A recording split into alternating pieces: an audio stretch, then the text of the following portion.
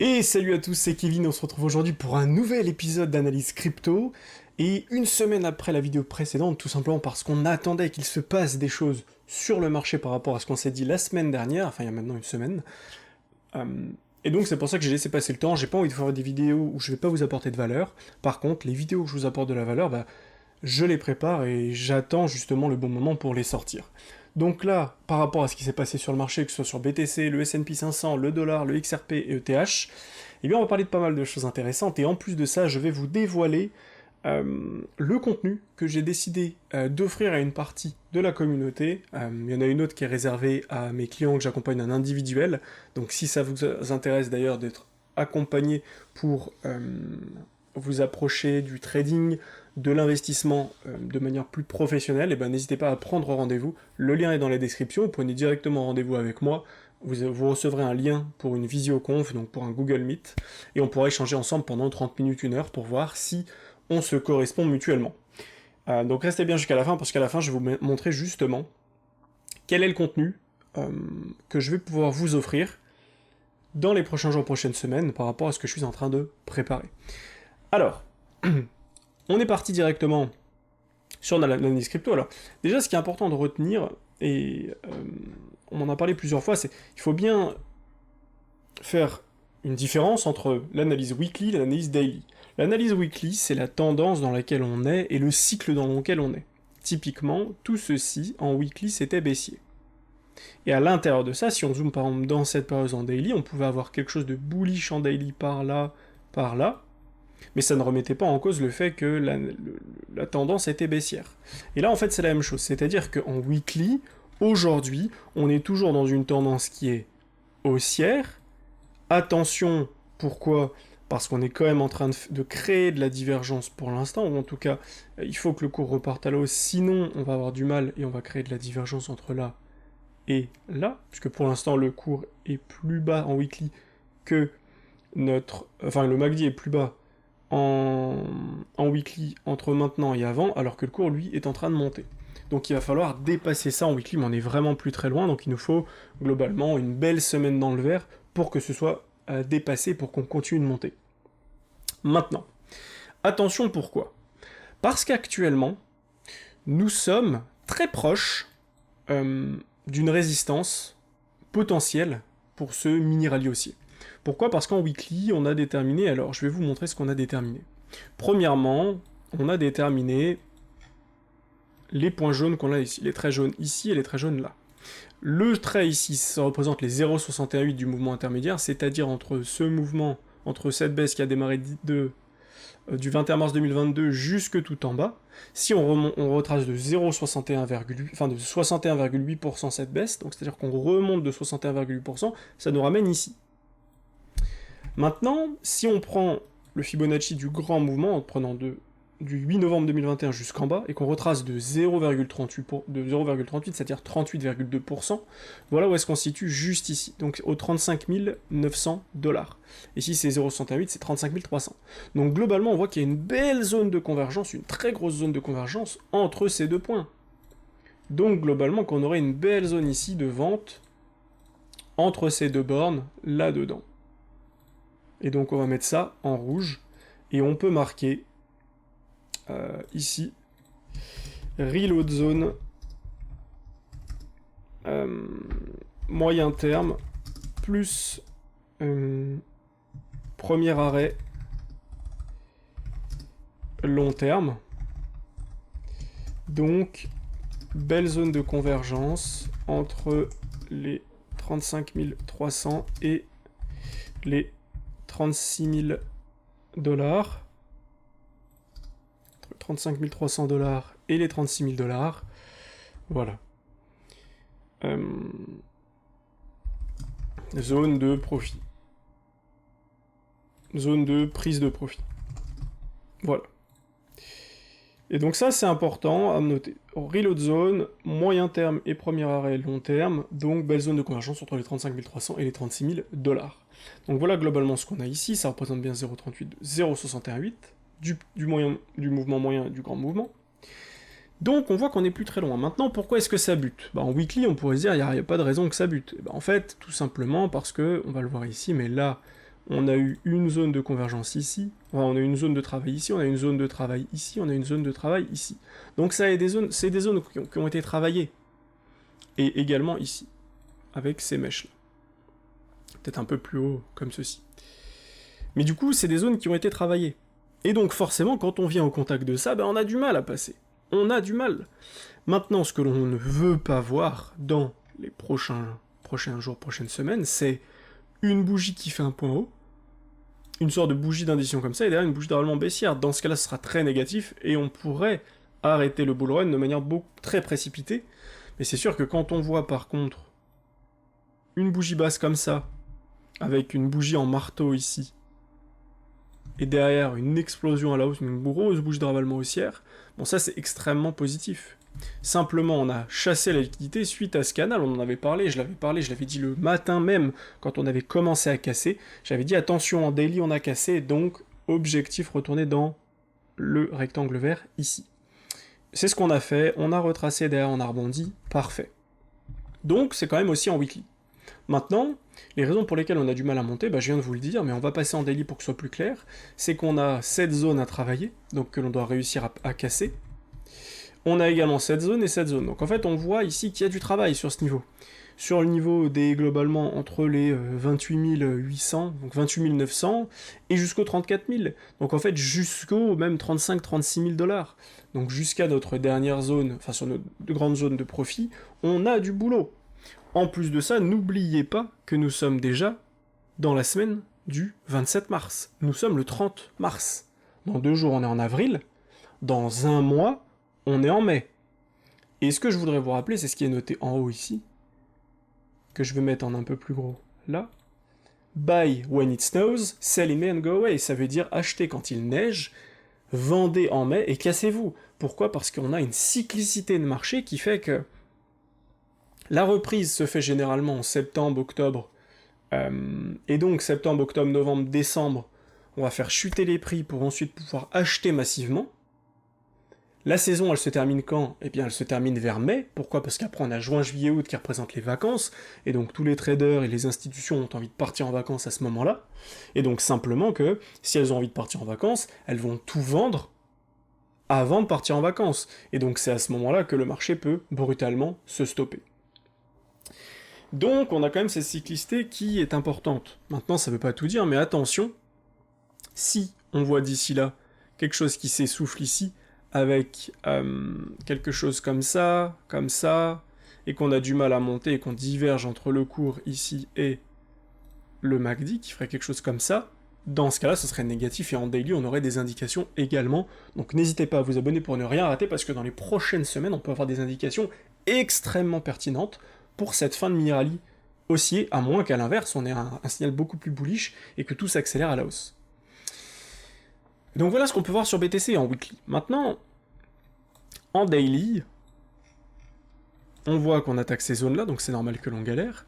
Et qu'est-ce que l'on voit ici en daily ? Eh bien, qu'on a à nouveau aujourd'hui fait un nouveau plus haut, mais qu'on se fait rejeter, qu'on diverge fortement entre le cours qui monte, le MACD qui descend, et donc attention, parce que si c'est le cas, on a beaucoup de place pour un retracement plus profond. Et quelle est cette place ? On va prendre le bas de cette hausse, le haut de cette hausse qui est actuellement ici. Si on corrige, on pourrait corriger rapidement, et corriger jusqu'où ? Jusqu'aux 0,68 qui sont juste là, qui représentent les 23 264 $. 23 185. Non, 23 229. Donc on va mettre coordonnées 23 229.89.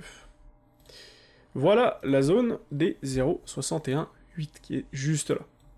Et donc ici, bon, on va se mettre en vert, puisque c'est quand même une zone d'achat maintenant, mais pour un rebond, ce qui nous intéresse également, c'est de prendre notre Fibonacci entre le point le plus bas et chaque montée pour voir comment le cours s'est comporté. Ici, intéressant de voir qu'effectivement, on a entre notre point bas et notre point haut, en daily, une cassure.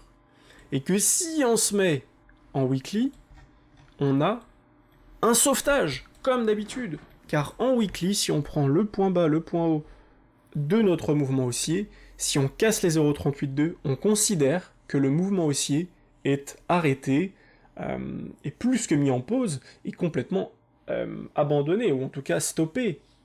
Il voit la fin du chemin, en fait, tout simplement. Donc là, on voit qu'en weekly, on a un beau sauvetage dans la semaine. On est venu chasser de la liquidité, on est venu dans cette zone, on a tout réintégré, et on clôt au-dessus des 0,38,2 pour ne poser aucun problème. Et donc, à nouveau, ici, en daily, on pourrait avoir la même chose. C'est-à-dire, on va se mettre tout en haut, ici. Qu'est-ce qui pourrait se passer? On pourrait à nouveau venir chasser en daily de la liquidité ici, sur ce point vert ici, donc en dessous des 0,38,2, mais même si on clôture ici en daily, tant qu'on revient en weekly, et qu'en weekly on reclôture au-dessus des 0,38,2, c'est-à-dire qu'on clôture la semaine au-dessus des 23 961 $, ça peut continuer de grimper sans problème. Par contre, si on clôture en dessous, attention. Je mettrai un gros là à ce moment-là, que ce soit à vous, mais également à mes élèves, et même à mon portefeuille à moi, parce que dans ce cas-là, que vous le vouliez ou non, et qu'on le veuille ou non, il faudra se faire une raison, il faudra être capable de prendre plus de profit que prévu, même si on est plus bas que prévu. On va revenir en daily pour voir un petit peu ce qui se passe. On va juste enlever ça avant, et ça également. Et donc voilà un petit peu ce que l'on voit. Donc en daily, on pourrait très bien faire quelque chose comme ça, finir par corriger avec un genre de point haut, bougie de ravalement baissière, explosion à la baisse, on revient là-dedans. Finalement, dernière explosion à la hausse par là. On regrimpe. En daily ici, on fait ça, on repassera dans le rouge. Ensuite, on va regrimper, on va potentiellement faire de la divergence en daily et de la divergence en weekly. Finir par arriver dans ce point. Ici, on pose un double top. Et derrière, ici, bon, bah, on finira par recorriger beaucoup plus bas. Ça, c'est de l'analyse daily, c'est-à-dire qu'en daily, on voit qu'il y a un problème. En daily, on a un problème. Donc, en daily, ici, ça diverge fortement. Soit on a une puissance très très très importante ici qui nous ramènera instantanément vers les 35 000, mais on risque de diverger tout de même. Soit on a besoin de se calmer, de redescendre. Dans ce cas-là, on aura vu effectivement cette divergence se confirmer, parce que dès qu'on passe dans le rouge ici, sur le MACD, je vous rappelle qu'on aura confirmé la divergence. Si c'est le cas, on se retournera minimum globalement vers les 23 170 $, 23 229 $, et que derrière, l'objectif sera de poser un bottom pour repartir à la hausse une dernière fois vers les 35 000, avant de poser un top potentiel de marché, et de recorriger sur la fin 2023.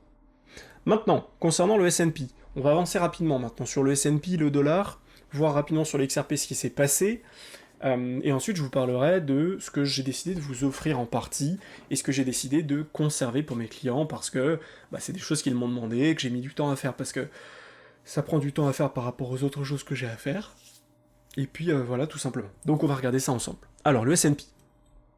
S&P, en weekly, toujours cette zone. Objectif, aller dans cette zone de rechargement. Ce que j'ai tracé en rouge, c'est tout simple, on prend le point bas, ici, le point haut, on prend le point bas, et c'est notre zone de rechargement entre les 0,68 et 0,786. Donc ici, d'ailleurs, on peut le marquer. Texte, en blanc, on a dit reload zone, donc zone de rechargement, ça veut dire. Reload zone, 0.618, 0.786 de notre grande baisse. Ok. On peut même se mettre les points, donc, entre... J'aime pas ne pas mettre de majuscules, ça me rend fou. Entre 4312 points... Bon, on va mettre juste entre 4312 et dollars. Et 4538 $. Ok. On va le mettre inside, on va le mettre au center, et ce sera très bien. Paf. Voilà. Donc voilà ce qu'on attend maintenant. En weekly, voilà ce que l'on attend. On a cassé notre trendline.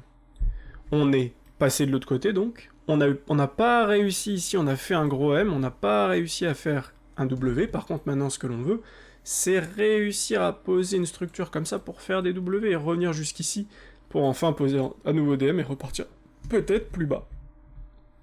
Mais en fait, ce que l'on voit ici, c'est exactement ce que l'on a vu sur BTC, lorsque l'on a cassé la trendline, c'est-à-dire, qu'est-ce qu'on voit ici? on voit, et je vais vous le mettre sur un autre graphe pour que vous le voyez peut-être mieux. Tac, tac. Je vais vous le montrer ici.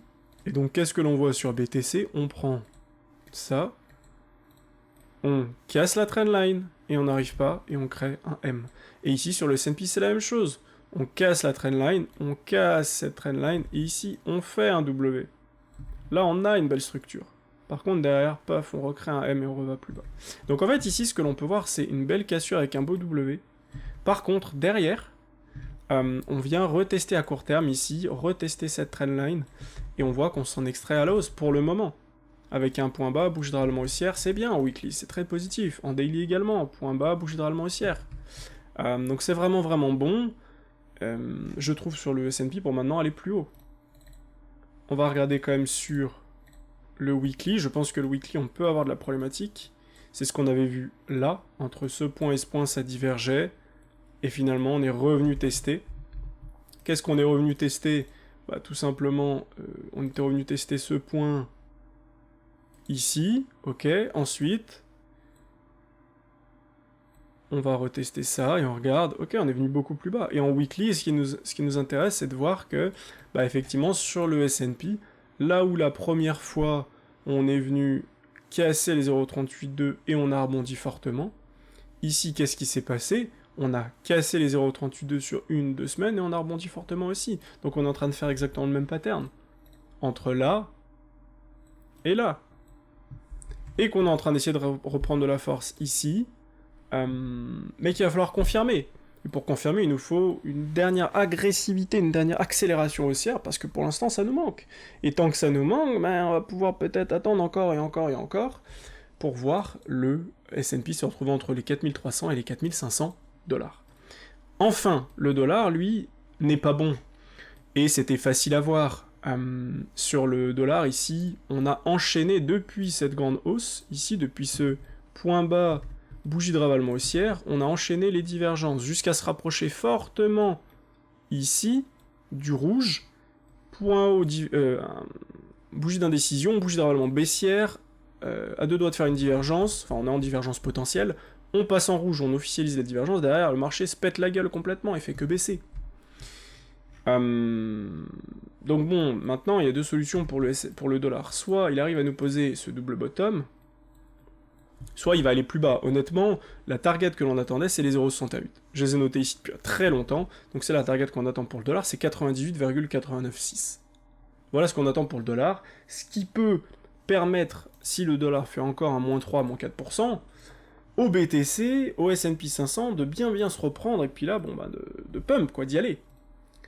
Donc voilà ce que l'on attend ici sur le S&P, c'est sur le dollar une accélération baissière. Sur le S&P, on n'attend plus grand chose ici, on attend surtout que le BTC reprenne de la force et reparte un peu plus fort. Mais pour ça, il faut accepter qu'en daily, potentiellement, on ait besoin de corriger un petit peu, puisqu'on voit qu'on fait beaucoup de chasse à la liquidité. Ici, tous les gens qui ont shorté, ils ont mis leur stop au-dessus de ça. Et donc, paf, on va les chercher, derrière on corrige. Et ici, moi qui traite beaucoup en ce moment en 5 minutes, en 15 minutes, bah on avait un super point d'entrée ici. On est venu chasser de la liquidité. Je vais vous montrer ça, paf. On est venu chasser de la liquidité. Tac, voilà. Point haut, bougie de ravalement baissière, et derrière, grosse explosion pour aller chasser la liquidité en dessous de ces points. En dessous de tout ça. C'était logique. On avait besoin de récupérer la liquidité au-dessus de ça, on l'a fait. Point haut, bougie de ravalement baissière. Derrière, on va récupérer la liquidité en dessous de ça. Donc, logiquement, on a juste à faire un short ici, on met notre stop un peu au-dessus, on est à combien? 0,72, donc on met pas d'effet de levier, on reste en effet de levier x1. Et ici, le trade du jour, c'est aller chercher la liquidité en dessous de ce point, là-dessous.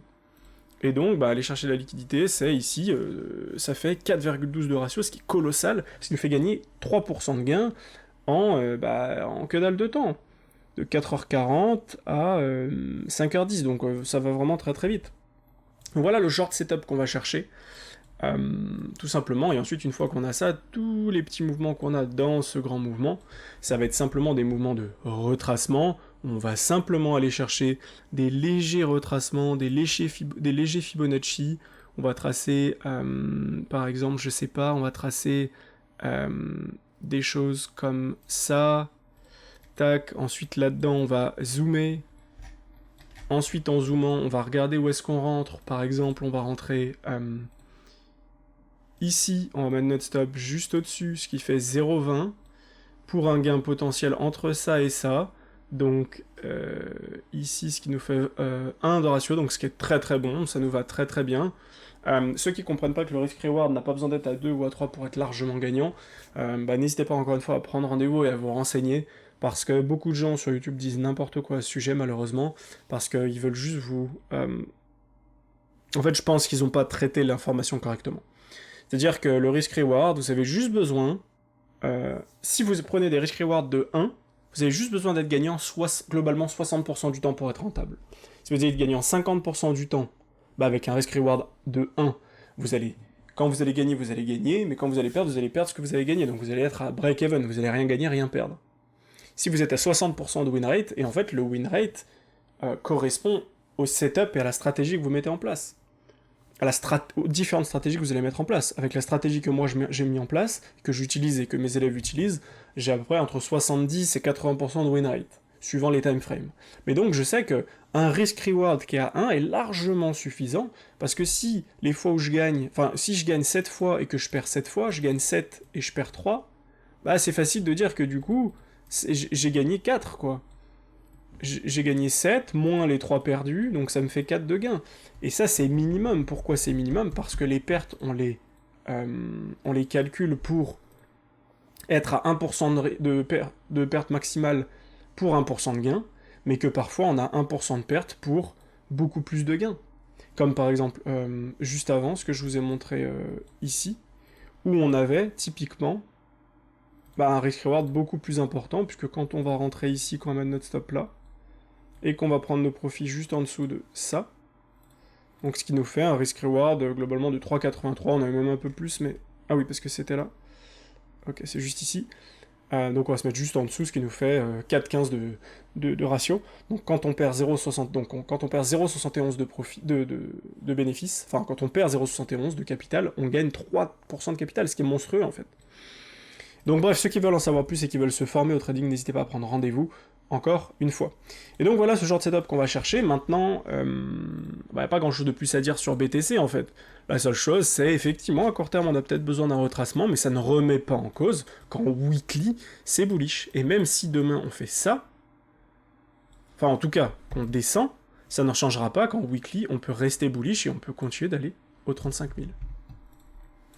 Le S&P, on en a parlé, le dollar, on en a parlé. XRP, alors XRP, qu'est-ce qui s'est passé? Bon, XRP, c'est très simple. XRP, on est en train d'avoir plein de news en mode oui, le Ripple va gagner son procès contre la SEC, etc. Alors j'ai pas regardé aujourd'hui où ça en est, mais et du coup bon, les gens s'affolent, veulent tous acheter, etc. Et c'est très bien. Depuis le 18 juin 2022 et même globalement depuis le 12 mai 2022, on stagne sur XRP. On a mis un point haut vers 50 centimes, un point bas vers 30 centimes, donc on stagne, c'est très bien. Ici, on essaye, je dis bien on essaye de s'extraire à la hausse, mais attention, tant que l'on ne clôture pas au-dessus de ce point, au-dessus des 55,90 centimes, c'est pas bon. C'est pas bon. Et donc, là, on voit bien, on a clôturé en dessous, aujourd'hui on fait une journée pas terrible, alors en daily ça diverge pas, c'est très bien, hein. Mais attention, que ce soit pas de la chasse à la liquidité. Maintenant... la target est beaucoup plus haute, vers les 90 centimes, donc un peu avant les 1 $. Voilà une target intéressante, ensuite on a d'autres targets éventuelles, mais pour l'instant on est sur cette target très intéressante des 90 centimes, pour aller chasser de la liquidité au-dessus de ce point. Mais pour l'instant, on manque de force également sur le XRP. En 4 heures sur le XRP, qu'est-ce qu'on a? De la divergence. Alors pas à très court terme, on a de la divergence à plusieurs niveaux. Un point, une bougie de ravalement, derrière ça corrige, donc attention à ce que ça corrige pas un peu plus fort. Si le BTC corrige, le XRP va corriger. Mais encore une fois, ça ne remettra pas en cause le fait que le XRP à long terme, c'est-à-dire en daily, en weekly, puisse se retrouver rapidement à 1 $. Mais pour l'instant, le BTC a besoin de temps, donc on lui laisse du temps, et donc le XRP pourrait être le grand perdant dans les prochains jours de cette redescente. L'ETH, je vais pas le faire, ça sert à rien, c'est la même chose que BTC, y a rien d'autre à dire. Par contre, voilà ce que je voulais vous présenter. Voilà ce que j'ai préparé depuis quelques semaines maintenant, des fiches récap et des fiches de formation très très condensées, par exemple sur le Fibonacci, ici, oui, une petite introduction, les 2 outils principaux à utiliser dans Fibonacci, les 4 cas d'utilisation de Fibonacci durant une phase de bull run, durant une phase de marché saine, durant une phase de correction de bull run, durant une phase de bear market, avec les explications détaillées, exactement comment vous pouvez l'utiliser, comment vous pouvez le placer, etc. pour les différents cas d'utilisation. Donc ça c'est pour le Fibonacci.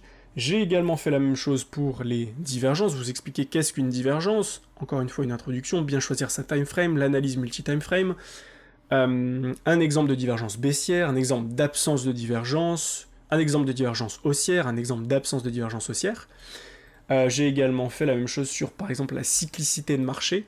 Qu'est-ce que c'est? Le Bitcoin possède sa propre cyclicité, mais comment ça? Quelle est la cyclicité du Bitcoin? Donc là je vous présente un travail personnel que j'ai fait ici depuis pas mal de temps, les détails de cette cyclicité, un top de marché prévisible, ma prédiction du prochain top de marché, et concrètement le prix, qu'est-ce que ça pourrait donner, mais je vous spoil pas, et je vous laisse découvrir ça dans ce contenu directement. Donc, pour ça, qu'est-ce que vous allez avoir besoin de faire? Ceux qui sont vraiment intéressés par ça.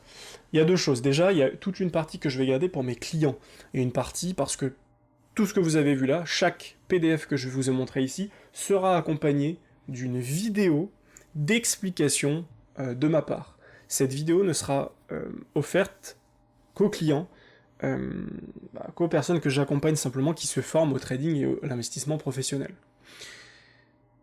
Maintenant, pour la partie PDF, je vais proposer quelques PDF comme cela. Pour ça, vous avez juste à me demander en commentaire de vous envoyer ça, et ensuite, vous avez juste besoin, on verra, soit de m'envoyer votre adresse mail directement, soit de prendre rendez-vous avec moi pour que je vous l'envoie. Mais si ça vous intéresse, vous m'envoyez en commentaire que ça vous intéresse, et si plusieurs personnes sont intéressées, je vous mettrai un lien directement pour que vous puissiez le télécharger. Donc voilà, j'espère que cette vidéo vous a plu. Si c'est le cas, n'hésitez pas à vous abonner et à me le dire en commentaire. Si les fiches de récap, les fiches de formation vous intéressent, notez-le moi en commentaire. Et si vous voulez vous former à l'analyse, au trading et à l'investissement crypto, mon lien est dans la description. Allez, je vous souhaite une belle journée et je vous dis à très vite pour une prochaine vidéo. Ciao, ciao.